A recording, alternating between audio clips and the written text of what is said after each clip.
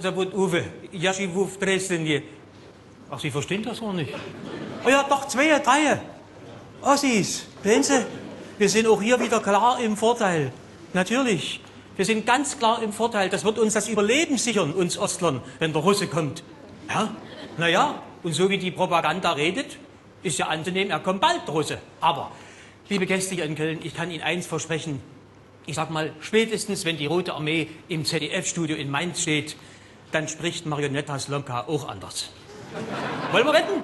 Wollen wir wetten? Und als Sachse sage ich ja immer, kennen Sie eigentlich den Unterschied zwischen den Russen und dem Westen? Die Russen sind wir losgeworden. Ja. Und was machen Ihre amerikanischen Freunde? Auf deutschem Boden werden die Atomwaffen modernisiert. Leute, geht's noch? Atomwaffen modernisieren. Das klingt wie schöner sterben. Ernsthaft, mir vergeht jeden Tag ein bisschen mehr das Lachen hier. Und es gibt Leute in diesem Land, die reden schon wieder vom totalen Krieg. Ich denke mir das nicht aus. Poroschenko und Genossen, Konsorten, natürlich, vom totalen Krieg. Wenn wir Deutschen irgendwas begriffen haben, dann ist es doch das. Und wenn wir noch 100 Jahre den Kitt aus den Fenstern fressen müssten, aber nie wieder Krieg. Und uns geht das Wort schon wieder über die Lippen. Es ist Wahnsinn, was hier passiert. Und ich sage Ihnen eins, es gab Zeiten, Landsleute, da wurde man wenigstens noch gefragt, ob man den totalen Krieg überhaupt will. Ja? Und was machen die? Ja, Entschuldigung. Was machen die Amerikaner? Sie liefern Verteidigungswaffen in die Ukraine. Hallo? Verteidigungswaffen? Das sind wahrscheinlich Panzer, die rückwärts schießen, oder was? Apropos Amis. Ich bin den Amis trotz alledem dankbar, dass ich hier nicht falsch verstanden werde. Ja, ich bin dankbar, dass sie Angela Merkel abhören. Man hat nur ein Gesicht.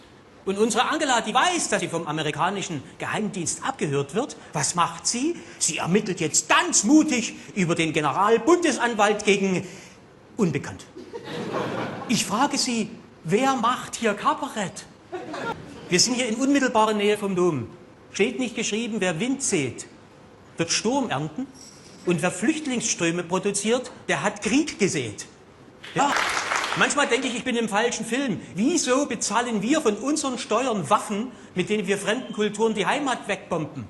Wieso werden die Kosten für Flüchtlingsheime nicht direkt bei Heckler und Koch abgezogen? Ja, freilich. Und wieso zetteln die Amerikaner und Israelis die Kriege an und wir dürfen als Deutsche die Scheiße bezahlen? Was passiert hier? Wo ist der Aufstand der Anständigen? Wäre die Erde eine Bank, sie wäre längst gerettet. Ich denke mal, wir erleben das noch. Gibt es den Euro überhaupt noch? Wunderbar, 2, 3 lachen schon. Kollegen von mir, die rechnen schon 8 Euro, das sind dann 4 D-Mark.